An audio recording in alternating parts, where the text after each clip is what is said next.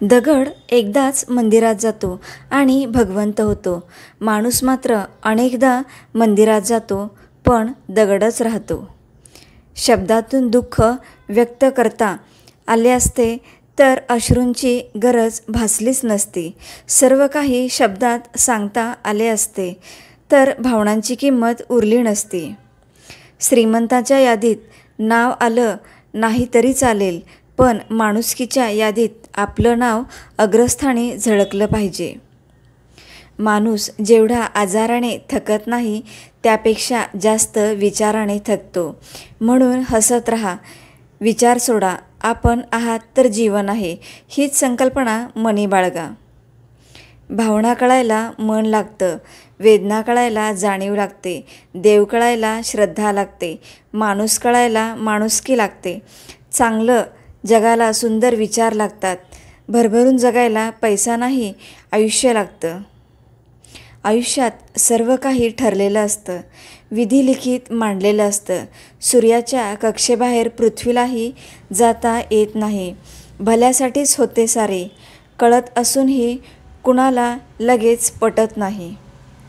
जप आणि जप दोन्ही शब्द सारखेच दिसतात, पण अर्थ भिन्न आहेत. आपण भगवंताचे नामस्मरण जपतो तो जप, तर आपण स्वतःला सावरतो तो जप. अर्थ भिन्न आहेत तरी ही यांच्यात जवळीक आहे. आपण भगवंताचे नामस्मरण जपतो तेव्हा तो आपल्याला जपतो. अनेकदा आपल्याला राग आला की आपण लगेच आबोला धरतो, पण त्यामुळे संवादाचे दरवाजे बंद होऊन परिस्थिती अधिक चिघळत जाते. शेवटी संवाद हाच सगळ्या समस्यावरचा उत्तम उपाय आहे. म्हणून संवादाचे दरवाजे बंद करू नका. जगातील सर्वात स्वस्त वस्तू म्हणजे सल्ला. एकाकडे मागा 1000 जण देतील आणि जगातील सर्वात महाग गोष्ट म्हणजे मदत. हजार जणांकडे मागा, कदाचित एखादाच करेल.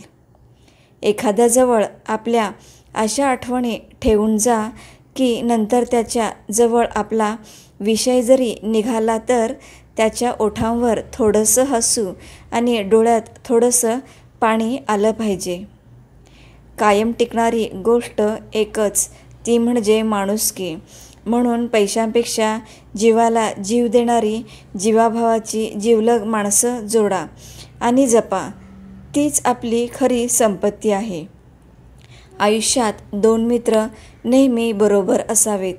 एक कृष्ण, जो लढणार नाही पण जिंकणे पक्के आहे, आणि दुसरा कर्ण, जो समोर पराभव दिसतोय तरी साथ सोडणार नाही. जे हरवले आहेत ते शोधल्यावर परत मिळतील, पण जे बदलले आहेत ते मात्र कधीच शोधून मिळणार नाहीत. सन्मान प्राप्त झाल्यावर ज्याला गर्व होत नाही, अपमान झाला तरी जो क्रोधित होत नाही, आणि क्रोध उत्पन्न झाला तरी जो कठोर शब्द उच्चारत नाही, तो मनुष्य सर्वश्रेष्ठ असतो. एका वाक्यात उत्तरे द्या, हे शाळेत असताना फारच सोपे वाटत होते. मात्र मोठं झाल्यावर एखाद्याला एका वाक्यात समजवायचे म्हणजे अख्खं आयुष्य लागतं. आयुष्यात तुम्हाला त्रास देणारे भरपूर भेटतील, पण एक लक्षात राहू द्या, सोन्यावर कितीही घाव घातले तरी त्याची किंमत कमी होत नाही. जगण्यातले सर्वात कणखर आव्हान म्हणजे मनाला लावून न घेणे. ज्याचे जसे चरित्र असते त्याचे तसेच मित्र असतात. शुद्धता तर विचारांमध्ये असते. माणूस कुठे पवित्र असतो? फुलातसुद्धा किडे असतात, दगडातसुद्धा हिरे असतात. वाईट सोडून चांगले बघा, माणसातसुद्धा देव दिसेल. दुरावा कोणतंही नातं संपवत नाही आणि जवळीक कोणतंही नातं घट्ट करत नाही. तर नात्यांची घेतलेली काळजी आणि केलेले सन्मान यामुळे नातं अधिक मजबूत होतं आणि टिकतं देखील. जीवन खूप सुंदर आहे, फक्त तसं जगायला हवं. काही आठवणी विसरता येत नाही, काही नाती तोडता येत नाही. माणसं दुरावली तरी मन नाही दुरावत. चेहरे बदलले तरी ओळख नाही बदलत. वाटा बदलल्या तरी ओढ नाही संपत. पावलं अडखळली तरी चालणं नाही थांबत. अंतर वाढलं म्हणून प्रेम नाही अटत. बोललं नाही झालं तरी आठवण नाही थांबत. नका लावू कुणालाच जीव, दुनिया निघाली बडी निर्जीव. भावनेशी खेळून लोक हृदय तोडतात, बरबाद करून शेवटी सॉरी बोलतात. आयुष्य थोडंसंच असावं, पण आपल्या माणसाला ओढ लावणारं असावं. थोडंच जगावं, पण जन्मोजन्मीची प्रेम मिळावं. प्रेम असं द्यावं की घेणाऱ्याची ओंजळ अपुरी पडावी. मैत्री अशी असावी स्वार्थाचे भान नसावं. आयुष्य असं जगावं की मृत्यूनेही म्हणावं, जगून घे अजून, मी येईन नंतर, बस इतकंच. राहा म्हटलं तर अधिकार गाजवल्यासारखं होतं. जा म्हटलं तर उपेक्षा भासते. मनाला येईल ते कर म्हटलं तर उदासीनता दिसते. एवढेच सांगावंसं वाटतं की आपण कुठेही असलो तरी जेव्हा केव्हा आपल्याला एकमेकांची आठवण येईल तेव्हा ती चांगल्या भावनेने यावी. त्या आठवणीने भेटीचा आनंद वाढावा. जीवनामध्ये प्रत्येक माणसाची कदर करा. मनुष्यजन्म पुन्हा पुन्हा मिळत नसतो आणि या जन्मातील माणसं पुन्हा भेटत नसतात. म्हणून प्रत्येकाशी प्रेमाने वागा.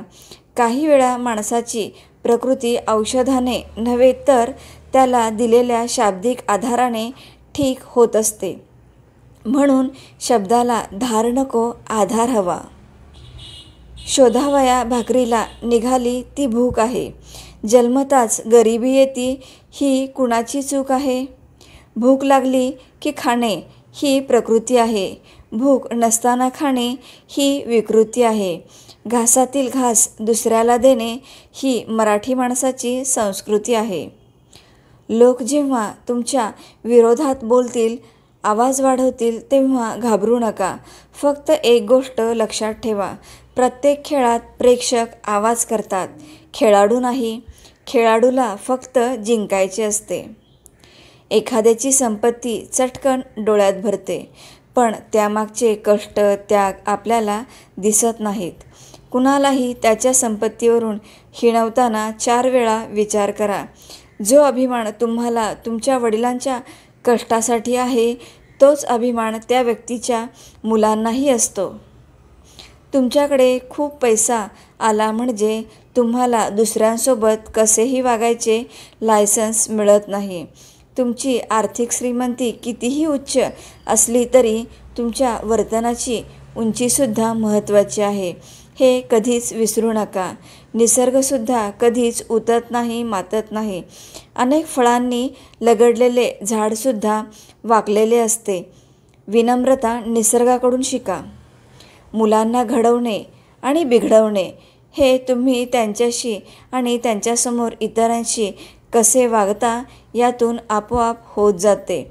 संस्कार ही समोर बसून शिकवण्याची गोष्ट नाही. आई जगातील एकमेव विद्यापीठ आहे जिथे ममतेची, संस्कारांची शिदोरी मोफत मिळते. श्री स्वामी समर्थ.